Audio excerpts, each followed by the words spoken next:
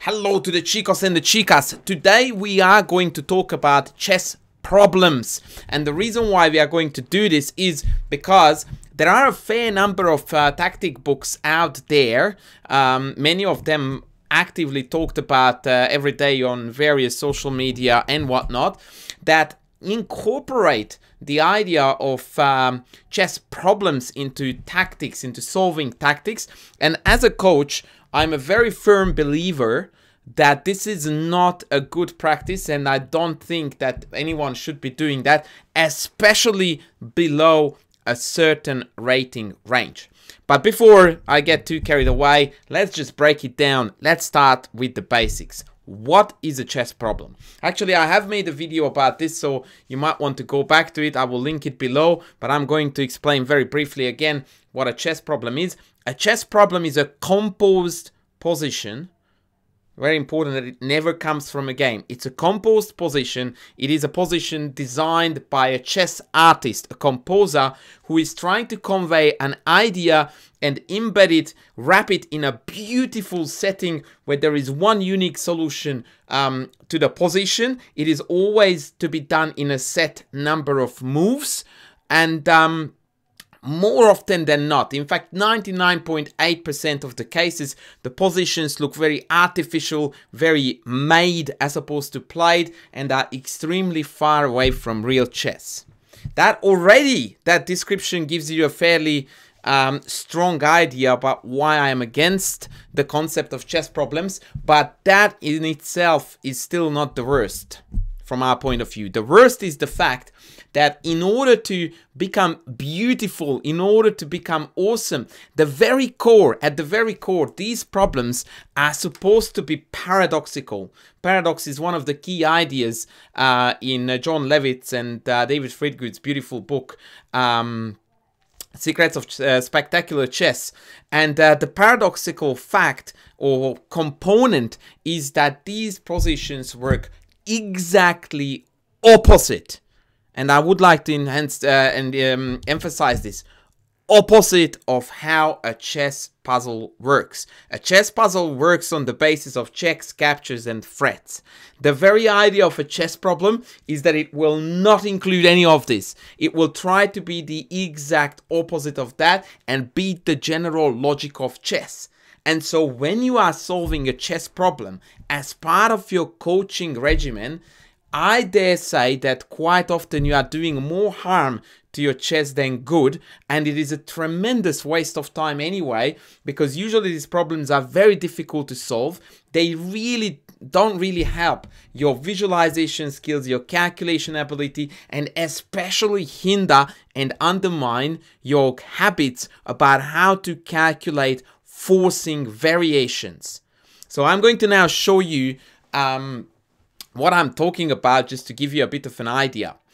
This is a chess problem composed by, I think, Schinkman in the very late 1800s, one of the best composers of that century. And this is a checkmate in 2 puzzle with an absolutely delightful and stunning solution. If you want to solve it, by the way, for fun, I would like to let you know, do so and pause the video, but I'm going to show you now the solution, which is the sensational idea of bishop a4.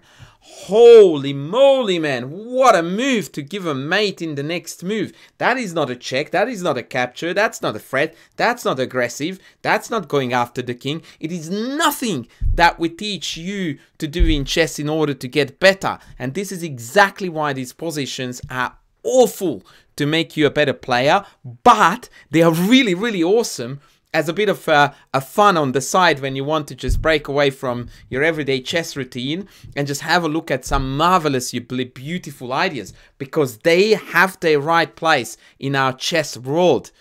It is an absolutely tremendously fun thing to have chess problems around us, because they are truly entertaining. But in my opinion, they should not be mixed with chess training. What's the idea? The idea behind bishop a4 is that the knight is immune to capture, because here comes a surprising switchback. It is called, by the way. Chess problems have their own very extensive jargon, and when you move a piece and then you move it back, the German word Actually, switchback is an English word, but I think it has a German origin initially. Anyway, so king d5 is met by bishop takes bishop b3, and the real idea behind bishop a4 is revealed after the move d6, when knight bc7 is actually a checkmate, because now the bishop is covering the d7 square. What an absolute boss of a checkmate. Last but not least, if the pawn goes to f6, we have got this checkmate, because now the queen is covering the 7th rank, and if pawn f5, then queen g8 is the checkmating concept. Now, if you wanted to solve this as a 1600 player who finds it in a puzzle book that has a number of puzzles as exercises and then a few odd problems thrown in, would take you 40 minutes or more. And I don't mean to disrespect that rating range, but that's roughly, I think, an accurate estimate to figure it out. And even after solving it, you would be scratching your head going like, what on earth is going on and what was the point of this? And equally importantly, here is a point that I really would like to hammer here home. You have a very basic checkmate based on actually the other one, sorry, based on our core concept of checks, captures and threats, with king d6 here, here, here, here and takes, which of course doesn't take the value of the problem away, because that's a mate in 3 and the requirement was in 2, and that was a really beautiful way to do so. But you immediately feel that for competitive chess value, this represents 0. Like none, zilch, nada, let's move on. Like virtually every single move I can play here wins for white, and as a result of that, it really lacks the chess value. I, who am a huge fan of these beautiful chess problems, of course, I know that they have their values in an entirely different realm. But again, the purpose of this video is to highlight that there is chess literature out there, quite a bit, that tends to mix these two things. And many of those books, by the way, and I purposely don't want to name any of them, are really good. I would very highly recommend you to go through many of those books, except that when you get to the compose mate puzzles, give them a red hot miss and stick to the other puzzles that are actually from actual chess games and are there to represent a certain idea, a certain motive, and so on. One more example. You look at this position. If it comes up in a game, there is absolutely 0 chance that you would be bothered about giving a mate in 2, even if you knew it was mate in 2, because virtually every single white move is a forced win. Every single one of them. I cannot make a legal move with white that does not win by force. Yet, there is an absolutely insane idea here to give a mate in 2, which can only be done by king e3. That's like, what, man? And okay, the threat is quite brutal, and for that, this key move is not really that subtle. But the idea is to demonstrate a marvelous idea in case the king decides to run for the hills with king c5. Obviously, queen f5 is now met by king b6. But here comes the shocking king e4, and that is a checkmate in 2 indeed. But once again, the logic and the inner mechanism of how these problems work are not even the slightest related to our game of competitive chess. So I would like to wrap this up. I intended to make this a short video. As a conclusion, chess problems are remarkably beautiful. They are awesome. Please enjoy them, appreciate them. They are really, really tremendously fun, and I like to spend some time every now and then with solving a few. But note that these composed chess problems are almost certainly useless. Absolutely useless. In fact, harmful to your chess progression.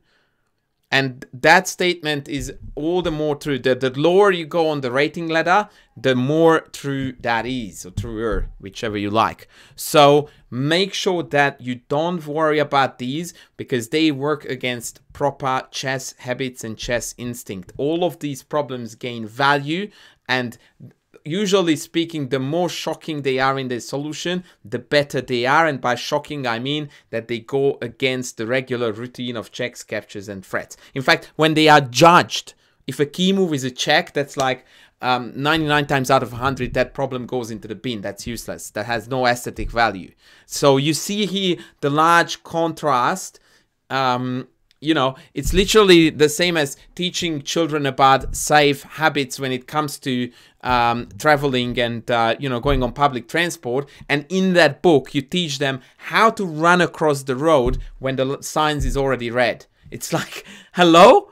Like, who would do that? So yeah, perhaps a bit lame analogy, but you get my point. So yeah, that's gonna be it for this video, guys. I hope you liked it. Once again, I would like to emphasize that I love problems and they are really cool, but as a training routine or part of your training routine, in my opinion, they do not have a place there. So replace them with puzzles and puzzle books, preferably that teach you motives, ideas, forcing lines, and so on. Thank you very much, guys, for watching. It was a joy as always, and I will be back with the next video soon. Bye.